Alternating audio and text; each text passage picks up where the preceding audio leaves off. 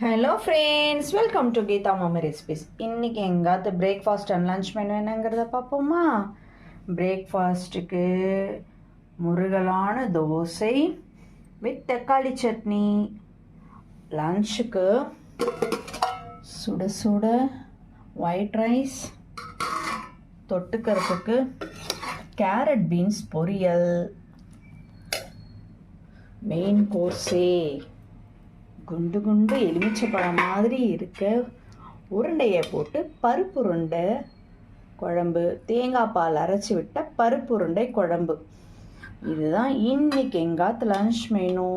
இந்த பருப்பு உருண்டையை யூஸ்வலாக நான் வேக வச்சு தான் குழம்பு பண்ணுவேன். என்னோடய கொள்ளிகத்தவங்க குழம்பு கொதிக்கும் போதே போடலாம், உடையாதுன்னாங்க. ஃபஸ்ட்டு டைம் ட்ரை பண்ணேன், உடையவே இல்லை. பயந்துகிட்டே தான் இருந்தேன். ஸோ உடையவே இல்லை, நல்லாவே வந்திருக்கு. இந்த வீடியோ பிடிச்சிருந்தா லைக் பண்ணி ஷேர் பண்ணுங்கள். மறக்காமல் கீதா மாமி ரெசிபிஸ்க்கு சப்ஸ்கிரைப் பண்ணுங்கள்.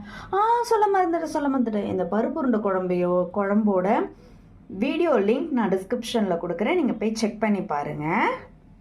இந்த வீடியோ பிடிச்சிருந்தா லைக் பண்ணி ஷேர் பண்ணுங்கள். மறக்காமல் கீதா மாமி ரெசிபிஸ்க்கு சப்ஸ்கிரைப் பண்ணிவிடுங்க. தேங்க்ஸ் ஃபார் வாட்சிங் வித் மீ சிதாஷ்மி. பாய்.